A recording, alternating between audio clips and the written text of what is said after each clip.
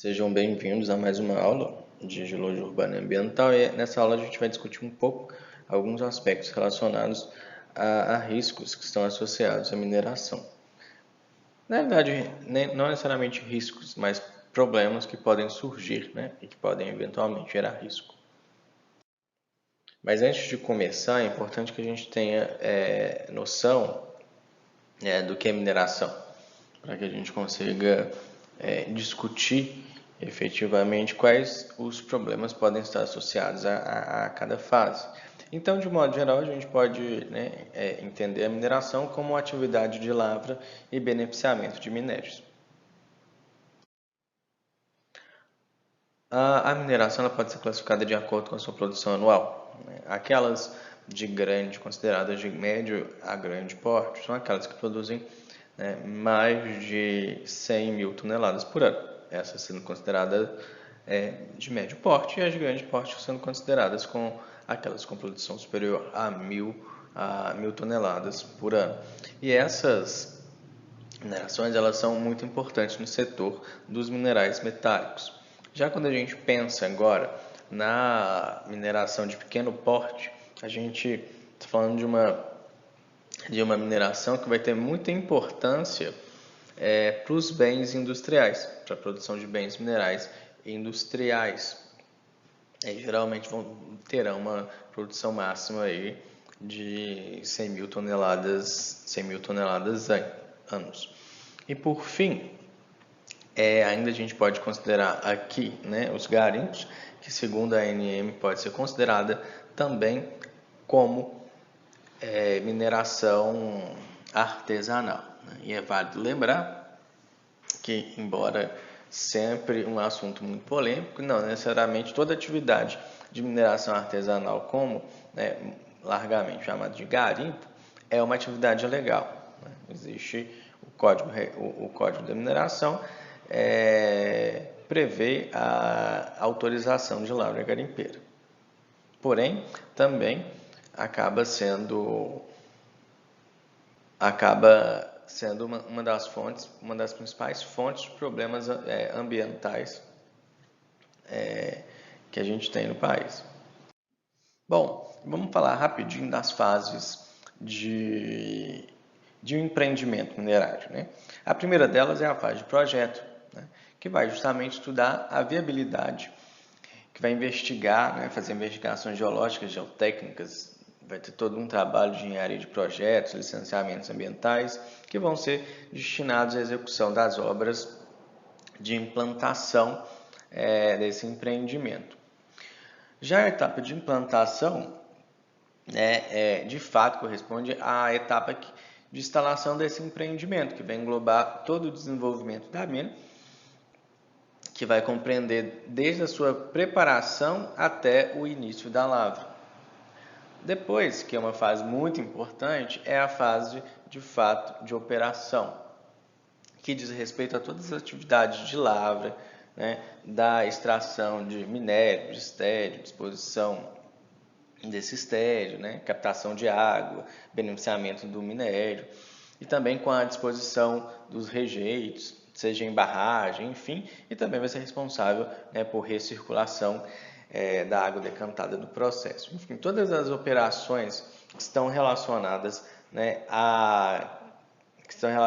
da lavra até o beneficiamento mineral estão englobadas nessa etapa, que é a etapa de operação, e que pode durar aí ao longo de décadas, a depender do tamanho da jazida e dos recursos. Bom, e por fim, a gente chega à fase de descomissionamento, que representa o fechamento e o encerramento das atividades do empreendimento, com recuperação das áreas degradadas por todas as atividades de operação e também a reabilitação da área para um uso com uma nova finalidade.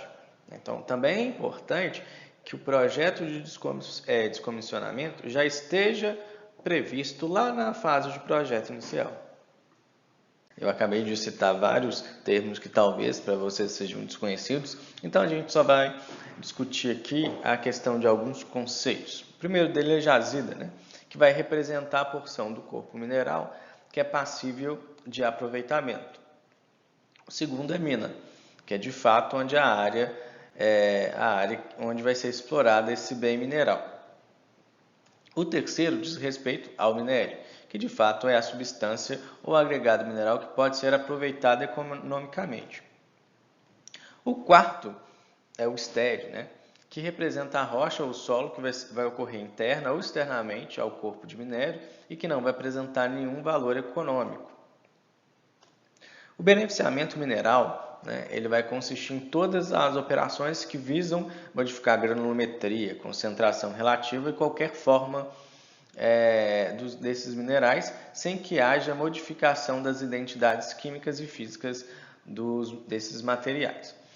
E, por fim, né, a gente chega ao rejeito, que justamente serão aqueles minerais que resultam, né, como sem valor econômico no momento em que está sendo processado a concentração mineral. Então, em geral, vão exibir granulometrias bem variáveis, né, que podem variar de areia a argila, né, justamente porque eles participaram ali de todo o processo de beneficiamento e no final eles foram descartados. E geralmente eles serão, né, dispostos nas barragens de rejeitos. Isso é importante porque, esses conceitos são importantes porque a gente vai citar bastante nesses próximos minutos. Aqui é um perfil que representa, né, estéreo e o minério, enfim, e nessa porção será aberta uma cava para justamente a lavra desse minério. Então, essa porção de rocha aqui, né, extraída, ela não tem valor econômico, ela não tem interesse econômico no âmbito daquela mineração. Então, ela vai ter que ser disponibilizada em uma pilha de estéreo, né? E justamente aqui a gente tem uma cava e uma meia encosta. E para a abertura dessa cava, a gente também tem que executar diversos taludes e bermas aqui. Depois que esse mineral é processado e o rejeito é gerado, ou seja, aquele material que foi descartado durante o beneficiamento mineral, esse rejeito ele tem que ser disposto, né, em uma barragem de rejeito. Então vem aquela seguinte pergunta, né? Quais são os problemas que poderiam estar relacionados a todo esse processo? Né? Desde a execução dos taludes da cava, da execução da pilha do estéreo e também da disposição da barragem de rejeito. E justamente agora, né, a gente começa a pensar um pouco que podem, né, ser grandes problemas com a estabilidade dos taludes nas cavas. A ideia é que eles sejam todos estáveis, porém, né, diversos são os parâmetros que podem se modificar e essa estabilidade ser interrompida. Problemas ambientais que podem estar relacionados à pilha de estéreo, né, a depender do tipo de estéreo que é disposto nessa pilha, e também problemas relacionados a barragens, que, né, nos últimos anos é um tema largamente discutido e noticiado também. E quando a gente pensa, né, na questão da estabilidade dos taludes, aqui a gente tem, né, um talude geral de uma cava, e aqui a gente consegue ver bermas, né, que é a porção horizontalizada, e os taludes, né? E quais são os problemas que podem surgir quando a estabilidade desses taludes ela é perdida? Né? Basicamente, os diversos processos geodinâmicos podem acontecer. Né? Pode haver ruptura com o movimento de massa, processos erosivos, enfim. E quando esses taludes eles perdem a estabilidade, eles podem, né, gerar acidentes, ou seja, causar danos. Não só danos materiais, do ponto de vista de maquinário, que está atuando ali naquele cenário, mas principalmente do ponto de vista humano, né, operários que estão ali. Então aqui a gente já tem um exemplo, né, de um talude que está sofrendo algum tipo de processo erosivo ou então que já sofreu algum tipo de ruptura. Então, situações como essa têm que ser resolvidas, né? Porque por vezes a gente pode pensar até mesmo na ruptura global de um talude, não só mesmo taludes intermediários. Ainda, né, aqui a gente mais uma vez é um outro exemplo, né, que a gente tem dois níveis, talude, né, talude, berma, e tem um terceiro nível aqui, né. Percebam que esse processo, aqui a gente já tem um processo erosivo linear instalado, enfim, e aqui também a gente tem um processo erosivo. Só que a evolução desse processo erosivo, inevitavelmente, acaba gerando uma movimentação de blocos aqui. Então, percebam, isso aqui pode ser um grande problema associado aos taludes das cavas. Que a gente consegue ver de fato, né? Eu não sei dizer qual é uma cava de quê. Entretanto, a gente consegue perceber, né, pela foto que a gente tem uma rocha folhada, né? E aqui uma ruptura grande, uma ruptura da face desse talude, né? E que todo esse material rochoso desceu.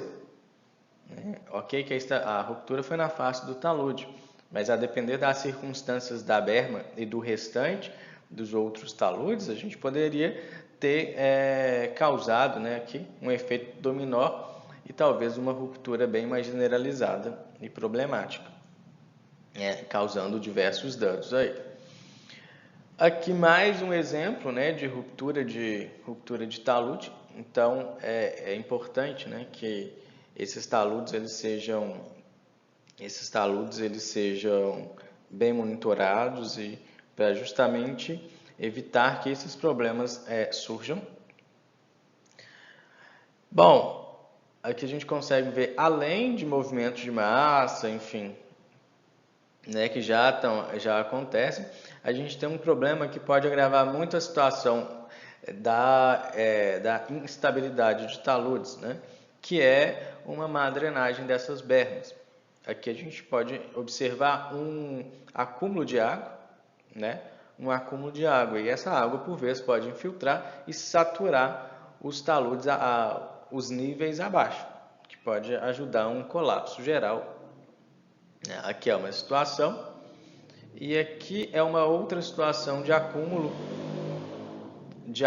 de água, que inclusive é possível já notar a influência desse acúmulo de água com algum processo erosivo nas bordas desse nível aqui. Então, de um modo geral, né, esses exemplos que a gente acabou de ver estão muito relacionados à mina em operação.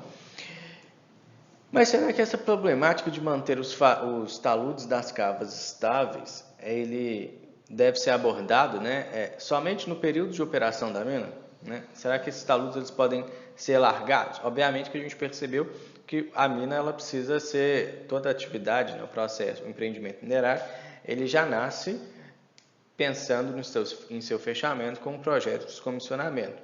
Né? Entretanto, a gente ainda tem que se preocupar com a estabilidade desses taludes né, pós o fechamento dessa mina. Por quê? Essa mina aqui é um exemplo de uma mina,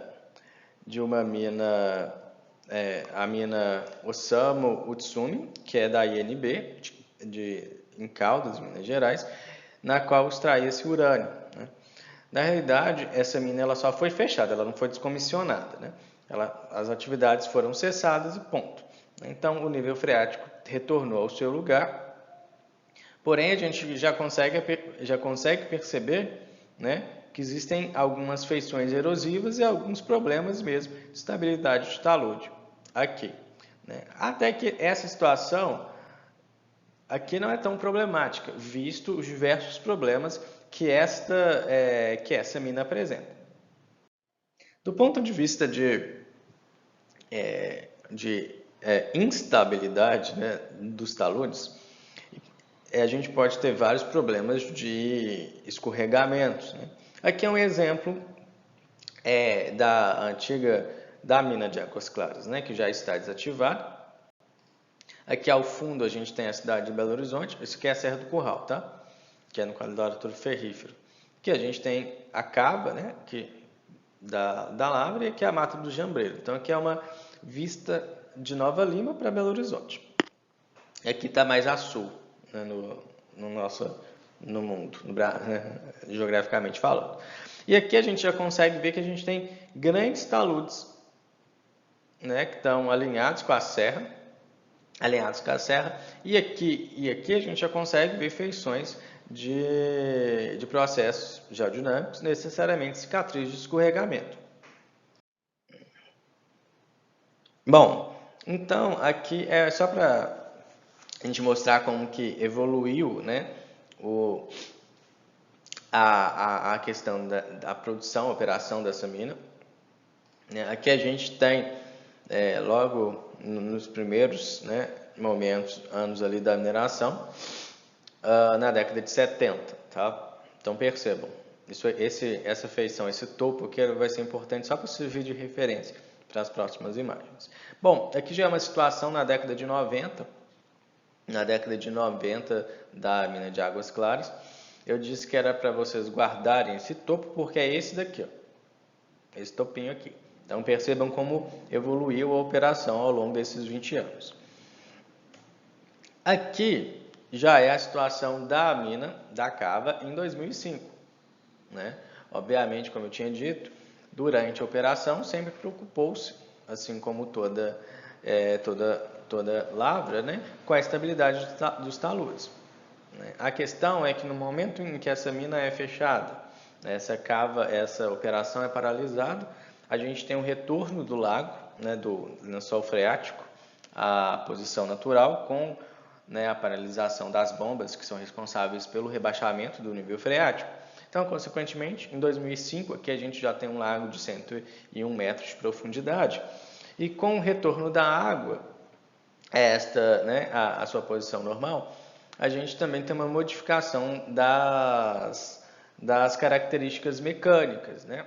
Questão das características mecânicas dessas rochas, justamente porque a gente tem a pressão neutra, que é a pressão exercida pela água em um maciço rochoso e um maciço terroso.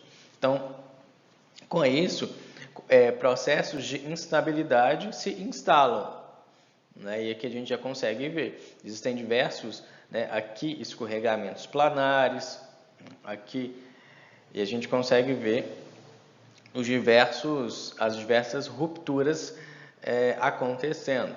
E aqui necessariamente, nesse caso, a gente vai ter marcada uma sequência de escorregamentos planares, justamente controlado pela geologia, né? Aqui era uma mina de ferro instalada na formação Cauê, no quadrilátero ferrífero. Então, ela é marcada por itabiritos, né, que são formações ferríferas bandadas. Então, ok, beleza. Então, por que me preocupar? Por que a gente vai se preocupar com a estabilização de taludes em uma mina em uma cava desativada? Isso aqui, qual que é o problema dessa situação, necessariamente? Bom, aqui é uma foto um pouco mais aproximada, né, daquela foto aérea. Instabilidade, aquele topo, né, que a gente pode ver, mais sinais de instabilidade. Bom, o problema é que à medida que isso aqui, né, que essa vertente aqui começa a colapsar com as rupturas, a gente começa a chegar mais perto ainda do topo da Serra do Curral. E o que tem do outro lado da Serra do Curral? A cidade de Belo Horizonte. Só que, né, a cidade de Belo Horizonte está muito próxima ao topo da Serra do Curral, como a gente pode ver aqui nessa foto. Aqui a gente tem o topo da Serra do Curral, a mina de águas, a cava, né, da mina de Águas Claras. Aqui diversos processos de ruptura, né, e de instabilidade desses taludes já estão instalados. Aqui a gente tem um parque, que é o Parque das Mangabeiras, que antes também era uma mina e foi reabilitada, e hoje é um parque, tem muita natureza, etc. E aqui já encontra um bairro, aqui já tem moradia, né? Então, com a evolução desses processos, a gente pode acabar condicionando outros processos que podem atingir não só o parque, mas também as moradias aqui. Inclusive aqui é um hospital, nessa posição aqui.